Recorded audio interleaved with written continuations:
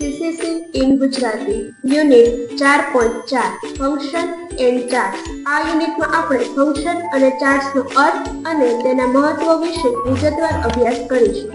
Function અને charts. સ્પ્રેડશીટમાં function અને ચાર્ટ્સનો ઉપયોગ ડેટા વિશ્લેષણ અને માહિતી દર્શાવવા માટે થાય છે. ફંક્શન ડેટાને ગણવાની અને વિશ્લેષણ કરવાની રીત આપે છે, જ્યારે ચાર્ટ્સ માહિતીને આકર્ષક બનાવવા માટે ઉપયોગમાં લેવાય છે. અહીં ચાર્ટ્સ અને ફંક્શન વિશે વિગતવાર ચર્ચા કરીશું. ફંક્શન શું છે? ફંક્શન એ સૂત્ર છે જે ચોક્કસ પ્રકારના ડેટા પર સંચાલન કરવા માટે ઉપયોગમાં લેવાય છે. ફંક્શનનો ઉપયોગ સામાન્ય રીતે ગણિત, મૂળાક્ષર અને માહિતીના વિશ્લેષણ માટે થાય છે. ફંક્શનનો ઉપયોગ. ફંક્શન દાખલ કરવા માટે કોષમાં ક્લિક કરો જ્યાં તમારે પરિણામ મેળવવું હોય. ઇઝ ઇક્વલ ટુ ચિહ્ન ટાઈપ કરો અને પછી ફંક્શનનું નામ ટાઈપ કરો.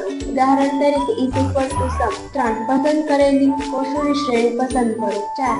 એન્ટર પ્રેસ કરો અને પરિણામ તમારા પસંદ કરેલ કોષમાં દેખાશે. ફંક્શનના પ્રકાર. 1. આંકડાકીય ફંક્શન. સમ. આ ફંક્શન કક્ષાને ગણવા માટે વપરાય છે.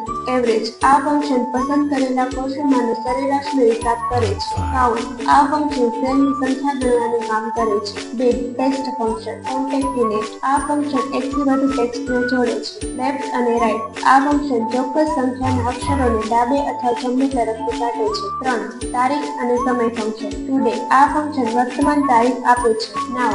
આ ફંક્શન વર્તમાન તારીખ અને સમય આપે છે. ચાર્ટ્સ શું છે? ચાર્ટ્સ ગ્રાફિકલ રીતે માહિતીની પ્રસ્તુતિ કરે છે. ચાર્ટ્સનો ઉપયોગ કરીને તમે તમારા ડેટાને દ્રશ્યમાન પરિણામોમાં રજૂ કરી શકો છો, જેનું તમે તરત જ વિશ્લેષણ કરી શકો છો. ચાર્ટ્સના પ્રકાર. 1. Bar chart. આ ચાર્ટ ડેટાને બાર દ્વારા દર્શાવે છે અને આંકડાઓની સરખામણી કરવા માટે ઉપયોગી છે. Line chart. આ ચાર્ટ સમય દરમિયાન ડેટાના વલણને દર્શાવે છે અને સતત ડેટા માટે ઉત્તમ છે. પાઈ ચાર્ટ. આ ચાર્ટ ટૂલમાં ભાગોનું પ્રદર્શન કરે છે અને સમાન આંકડાઓના સાહિત્ય માટે ઉપયોગમાં લેવાય છે. Excel chart. સ્પ્રેડશીટમાં ડેટાને પ્રસ્તુત કરવા માટે વિવિધ રીતે ચાર્ટ બનાવવાની ક્ષમતા છે. ચાર્ટ બનાવવાની પ્રક્રિયા. ચાર્ટ બનાવવા માટે 1. ડેટા પસંદ કરો. તે કોષોની શ્રેણી પસંદ કરો જેના આધાર પર તમે ચાર્ટ બનાવવા માંગો છો. 2. ચાર્ટ ઇન્સર્ટ કરો. ટૂલબારમાં ઇન્સર્ટ ટેબ પર જાઓ અને ચાર્ટના પ્રકારને પસંદ કરો. 3. ચાર્ટ વિકલ્પ પસંદ કરો. ઉપલબ્ધ ચાર્ટ વિકલ્પોમાંથી જેમ કે બાર, લાઇન, પાઈ પસંદ કરો. 4. ચાર્ટને કસ્ટમાઇઝ કરો. ચાર્ટના શીર્ષક, લેબલ, રંગ અને અન્ય વસ્તુઓને બદલી શકો છો. 5.